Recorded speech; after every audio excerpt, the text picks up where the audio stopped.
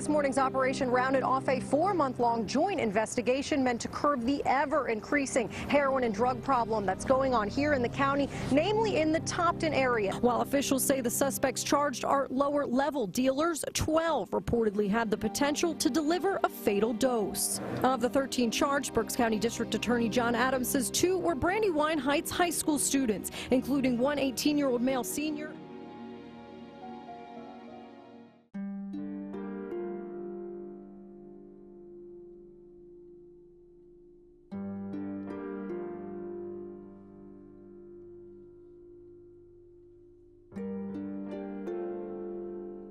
Growing up, life was fine. You know, I had everything that really ever wanted. My parents were always there for me. My parents stayed together throughout, you know, me being a child, so I didn't grow up in a separate family or anything like that. And they tried their best to give me anything I wanted, and for the most part, I got it. I did all, like, I started getting high when I was about 12, so it would have been about 7 years till I finally got clean. Like about 8 maybe. Well, it all started, like a lot of the drugs I did before heroin was, you know, I smoked a lot of weed, I drank. Mostly it started though with the downfall as I started doing prescription drugs like Percocet. But I mean, I did all sorts of drugs throughout it. I did anything I could get my hands on. I did cough medicine if I had to.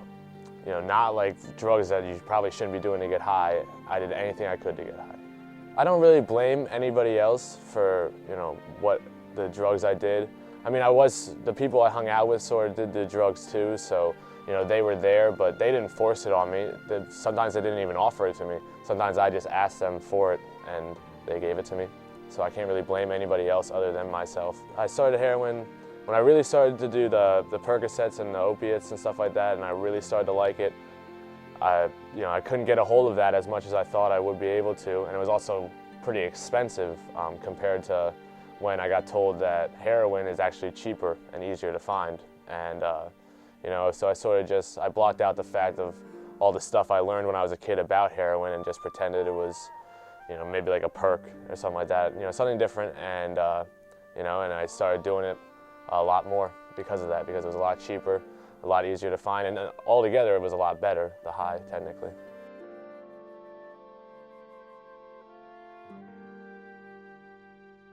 I come from Topton, which is a very, very small town. You know, you almost know everybody that lives there, per se. You could go to any street and you know what street you're on, and kids can find that easier than they could find a place to eat.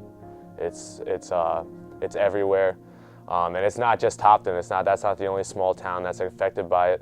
It's all over the place, and you know, it's so cheap that when people bring it in, they can just give it away pretty much. And at first, it wasn't as bad. Before I got really serious into it, it didn't affect school actually at all. I still got good grades and stuff like that. But then it started to get really bad, and I started skipping school a lot. I barely was there at all, or I'd leave early. Or if I was at school, I was like just sleeping, or you know, not really paying any attention to anything because I didn't want to be there. The only thing I wanted to do was get out of there and get high. So you know, it drastically affected my school life. I actually almost didn't graduate because of it. I actually graduated by like the skin of my teeth and by the help of teachers at the school who were willing to help me no matter what. And luckily, that's the only reason I graduated.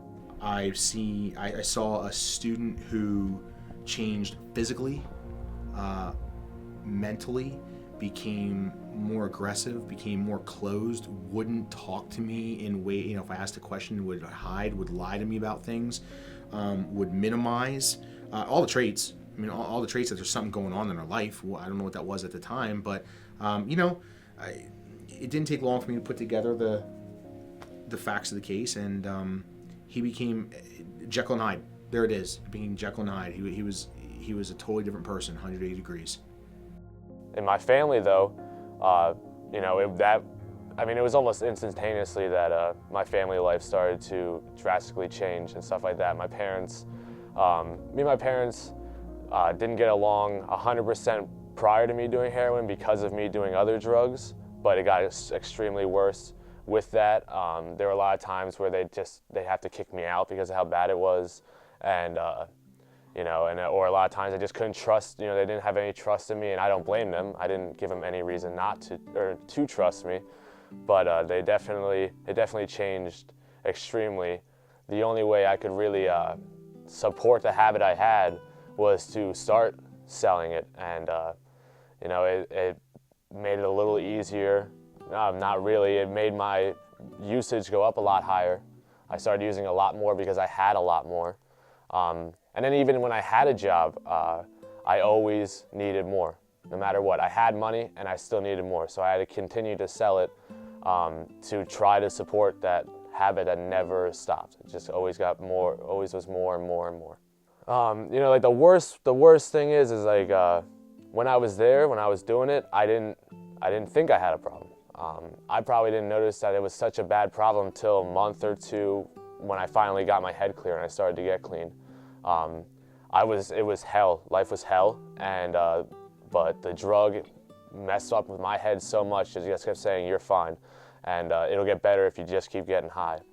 And so, you know, like part of the reason I started to change it a little bit is because I was homeless at the time. I didn't really have anywhere to go. I was sort of like living on the streets or just sleeping on people's couches for as long as I could. You know, when I got arrested, it was pretty crappy, I'd say. You know, it wasn't the best. I didn't really see it coming. At the time, I wasn't really selling per se like they accused me of. I was sort of just getting stuff for people and then getting something out of it. And, you know, it was pretty scary. I was actually gonna go to rehab, and I came home and there was a note on the door from the cops. And, you know, so we contacted the police instead of running. And when they came like I was a serious, you know, like I did something extremely serious, and I did, but not the way I think they acted. They came in, guns pulled. My family was there. My parents were right there. They pushed right past my parents. They took me out, you know, they put me in a car right in front of my parents. It was, you know, at the time, I thought it would have been an eye-opener. Unfortunately, I can't say I got clean after I got arrested. I went to 3 official rehabs, like 30-day or more programs, and then I was in a dual facility psych ward rehab for 14 days, so about 4. And then once I got there, my head cleared up, and it made me realize how bad it really was and how big of a problem it really was. But it messed up my head so much I couldn't see it while I was doing it. One of the big things that helped with that last one is I think the biggest part is I actually wanted to do it. The first 2, I didn't really want to be clean. The first one, especially, I was forced to go to when I got arrested. It was just for me to get out of jail. And so I didn't take that seriously at all. And same with the second one. So when I got to that third one, I think one of the biggest things is I really wanted to do it.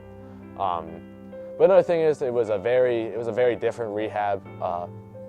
It was a longer program. It was 90 days, but it was a lot more lenient. They took you to the gym. It was a little smaller, it was more comfortable housing and stuff like that.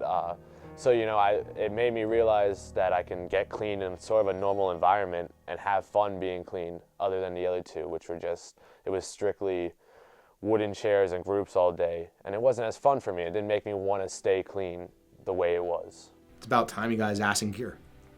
That's what I have to say to him. It's about time, because he wasted 3 to 4 years doing nonsense that affected him and his family, his brother, his friends, and people that cared about him. And the hardest part about the whole process is, you know, because you care about someone or you want the best for someone, you want to get involved in their life, and then you're seen as meddling because they don't want you involved. It's not that they don't, but they don't in some way. So they want to be, you know, they want to stay away from you, but you want to keep trying because they're not worth giving up on. My life has changed. I mean, it's a complete 180, I'd have to say. You know, the less important parts is like physically, you know, I used to weigh 130 pounds. I weigh 185 pounds now. You know, I have color to my skin where I used to be all pale and shrunk up. I have an appetite like a pig. I eat all the time where I used to never eat anything at all. You know, I have a good job. I make a good amount of money to support the family I sort of started, or I'm starting, but most importantly, mentally and emotionally, has changed a lot. mentally, I feel like I'm here a lot of times where I used to space out a lot.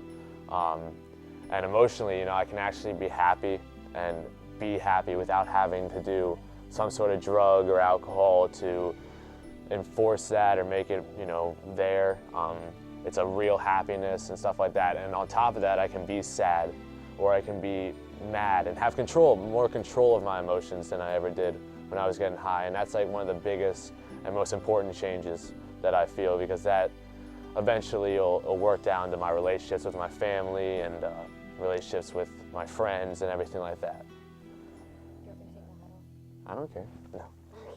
Gotta have the Eagles hat on. I'm still in trouble with legal situations, with probation and stuff like that. I have groups and meetings I have to go to. I go to the gym every day. That's clear, you know, they say mind, body, and spirit will always help, so that's help my body, and my meetings and stuff for that are for my mind and my spirit. Besides that, and work, I work a lot to keep it, you know, just keep myself busy. And in my free time, I just spend time with my daughter or the few friends that I do have, and that just really is the best thing for me to do. You know, none of that there is ever gonna push me to drugs, thank God. Throughout the whole, you know, year or so, it's been a lot of struggles, I could say, not extremely hard struggles, just ups and downs, you know, but I haven't really gotten close, I'd say, to going back. There are times where I've thought it, and there's times I could go a day and I have to say it 10 times not to get high. You know, the thoughts never really leave. Every day I have to wake up and remind myself, like, you gotta get through this day clean. And so, you know, but luckily I haven't had parts where I've gone back. You know, I haven't done that yet, and I'm very happy about that. But the worst, you know, the best thing for me to do is not to stay away from that situation. To people who are out there who are still using, people who are just trying to get clean, people who, you know, might, you know, whatever their problem might be, my best advice is just not give up. You can't give up. I mean, it's not over till it's over. And no matter how far down you go, no matter what you lose, no matter where you are, you can always come back. You can always make it better. You can turn your life around to ways you wouldn't even imagine. And the most important thing to do is just never give up. And, you know, to the people who might still be out there using, who are really suffering, who feel like, you know, I did at one point, like no one cared. People care, no matter what they say to you, they're saying it out of love. And if you don't believe that, just know that I care.